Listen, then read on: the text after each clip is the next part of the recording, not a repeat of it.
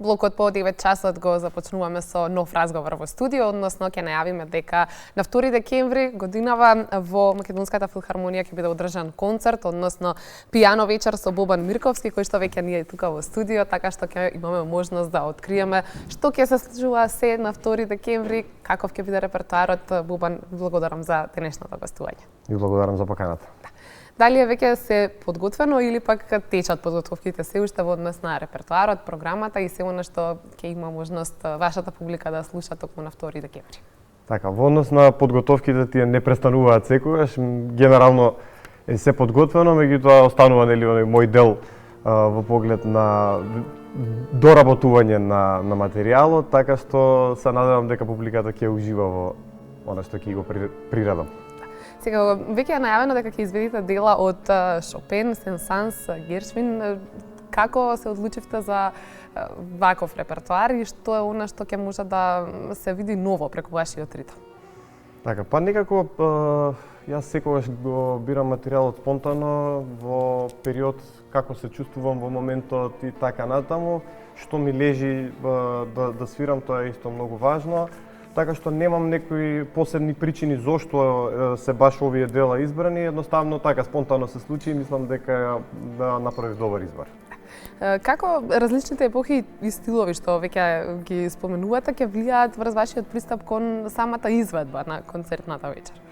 Да, нормално, секоја епоха си носи сопствени некои барања, да речам, и технички интерпретацијски, меѓутоа јас генерално гледам на музиката не ја делам на периоди и епохи, туку едноставно по стил на изразување и така натаму. Јас гледам да си го зачувам својот автентичен израз, така што генерално епохите и стиловите на музика која што ги свирам, гледам да ги поврзам на одреден начин со, се разбира, задржување на автентичноста на самиот период во кој што се тие творени. Секако зад себе имате наистина многубројни концерти, настапи кои што публиката и такако веќе ги препознава. Верувам дека веќе се купуваат и првите билети. Меѓутоа, колкав е предизвикот секој пат однова да се спреми нов концерт, нова програма, да се биде во координација со се она што е зад сцената и што се случува до последните минути пред почнувањето на концерт? Да, тоа е одлично прашање. Генерално публиката нема идеја со што ние всушност се занимаваме позади сцената. Предизвикот е огромен. Навистина секој концерт и секој репертоар што го подготвуваме бара одново и одново од нула, што се вели нели народски. Така што навистина е предизвикот огромен, работата е сериозна и тешка, да речеме, сама по себе. Меѓутоа, желбата за нови предизвици е тука секогаш присутна и токму поради тоа се одлучуваме секогаш на нешто ново. Колкава екипа стои зад вас, затоа што навистина верувам дека поединечно поддршката која што доаѓа од екипата заедно со вас е многу важна и значајна во процесот на подготовка, меѓутоа и во текот на самиот концерт, кога знаете дека има некој зад вас што следи и што знае што следно се случува. Така, јас сум многу благодарен и многу среќен што веќе години наназад соработувам со Баги комуникации кои што стојат позади сите мои проекти. Навистина во последниве години направивме големи проекти, издадовме 2 албуми. Секогаш се тука за мене во оној дел позади сцената, и во организацијски и во маркетинг делот, така што навистина сум многу среќен што јас од оваа страна можам да се занимавам само со уметничкиот дел и многу е убаво кога човек има тим позади себе кој што си ја знае својата работа, така што навистина сум опуштен во тој поглед барем. Генерално периодот кој што ни следува ќе биде исполнет навистина со многу настани концерти, што е прилично убаво, затоа што често велиме дека ни недостасува култура, еве посебно музика од класичниот дел. Колкава е заинтересираноста сега и дали веќе чувствувате дека ќе биде онака како што ви е замислено? Па морам да признаам дека имаме навистина голем напредок во тој поглед. Јас генерално не сакам да гледам на тоа да јас делам музиката на класична, сериозна, джез или не знам што. Јас генерално гледам да ја делам музиката на квалитетна и неквалитетна. Гледам дека и народот полека се освестува во поглед на тоа што е квалитетна музика и тоа навистина многу ме радува. се надевам дека одиме во вистински правец и дека ќе напредуваме сериозно во тој поглед. Споминавте делите музика само на квалитетна и неквалитетна, меѓутоа секако се наметнува и самото прашање за тоа како и колку е позиционирана класичната музика во Македонија. Се слушали доволно и дали всушност се дава можност на публиката да се слуша во доволни количини? Па, видете, тоа е моје некое мислење дека таа класична или сериозна музика е во некоја, ајде да речам, криза, меѓутоа не овде кај нас или на Балканот, мислам дека тоа е веќе во светски рамки, дали брзиот начин на живот, се тоа на кое што се случува секојдневно, веројатно влијае врз целото тоа, меѓутоа сметам дека сепак публиката има можност доволно да ја следи, има поддршка, за среќа имаме веќе и нели салата на филхармонија која што е одлична за секаков тип настани поврзани со класичната музика, така што верувам дека и во тој поглед ќе напредуваме во годините што доаѓаат.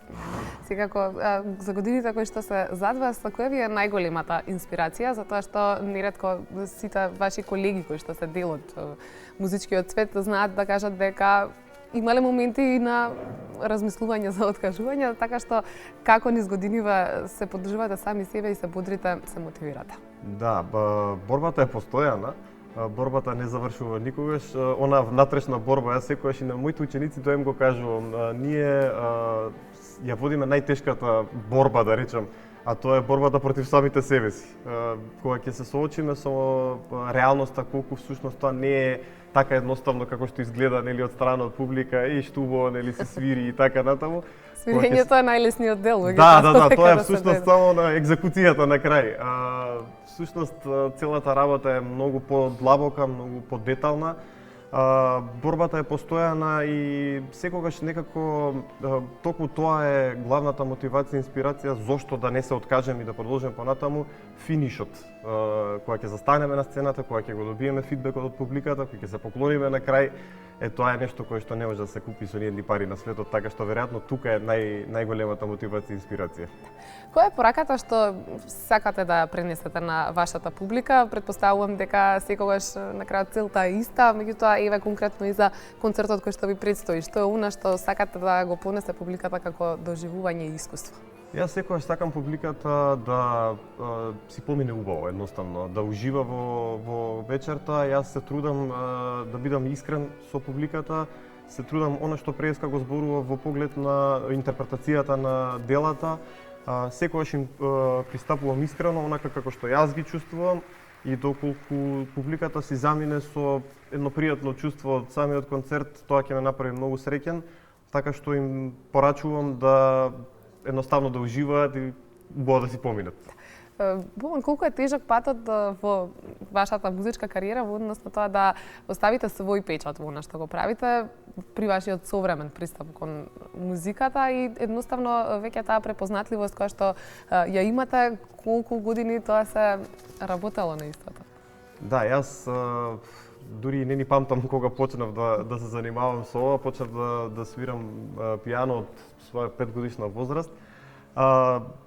Навистина во светот има можеби безброј пијанисти, секој за да може да стигне до она што се вели свој печат, и солистички концерти веќе, што е навистина помалку карактеристично за инструменталците, бидејќи е, да кажеме, не толку комерцијално како останатите артисти, токму и затоа го поставив прашањето колку е макотрпен тој процес. Да, апсолутно е многу макотрпен тој процес. Години и години се потребни за прво да се соочиме со тоа што ние бараме од самиот инструмент и што ние сакаме да постигнеме.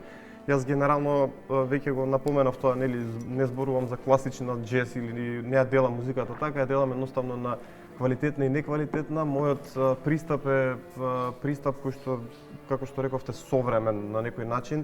Сакам да играм со современата музика, сакам да играм со стиловите кои што се автентични за некое поблиско време, па и подалечно, така што навистина се уште се барам до некаде и себе си, меѓутоа веќе мислам дека си го имам поставено патот по кој што сакам да движам.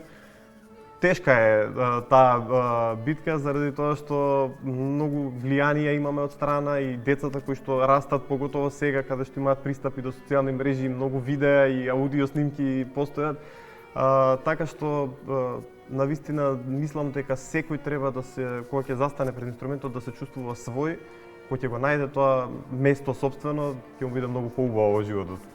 Пред малку ги споменавте и вашите ученици, така што вие сте еден одличен пример дека доколку се вложува многу труд и ако се има трпение, може да се остварат со ништата кои што претпоставувам сте ги имали на таа 5-годишна возраст откако сте почнале да свирите на пијано. Кој е вашиот генерално совет до нив и времето кое што го поминувате заедно со нив, можеби која е идеалната возраст да се почне и кои стапки треба да се следат за да се остварат во нивната музичка кариера на начин на кој што, како што велите, тие сакаат и да го најдат тоа сопствено место? Да, па идеална возраст по нашето училиште Илија Николовски Луи почнуваме заедно со основното образование, тоа е некаде 6 годишна возраст. Веќе на 7 годишна возраст почнуваат со првите чекори на инструментот. Генерално, знаете како, моите совети кон нив секогаш се да се соочат веднаш со предизвиците кои што ги има самиот инструмент. Нормално, како и секое дете, поривот за да почне да се занимава со ова е ќе погледне некаде или ќе слушне некаде и колку е убаво да се свири, сакам и јас.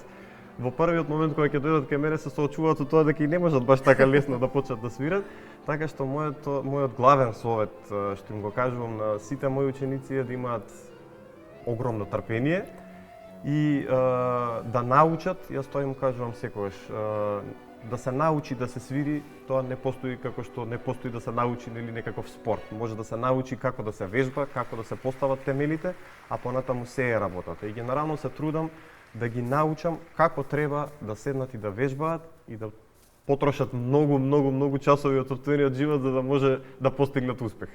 Ќе бидат ли дел од публиката дел од вашите ученици кои што сакаат да ве гледаат и на страна од музичкото училиште? Се надевам, ако ги видам ќе бидам многу среќен. Да. При крајот на разговорот да ве прашам само и што останува од сега па до 2 декември од аспект на подготовките, каков ви е планот за овој период од годината и што следно може да ни најавите? Да, сега сум апсолутно фокусиран на 2 декември, го користам секое слободно време малку. За брзо е? Да. Она што секој ден им го кажувам на моите ученици, тоа го правам јас кога ќе си дојдам од работното место, кога ќе си дојдам дома, седнувам и да вежбам. Така што генералниот фокус ми е на тоа, а понатаму веќе здравиот почетокот на следната година ќе имам, се надевам, доста проекти, имам доста планови, се надевам дека дел од нив ќе ми се реализираат, па кога ќе имам нешто ново, повторно ќе ви дојдам на гости. Секако, сега не откриваме ништо, освен пијано вечер со Бобан Мирковски на 2 декември во Македонска филхармонија. За сите итни проекти сме секако тука да ги пренесам. Ви благодарам многу.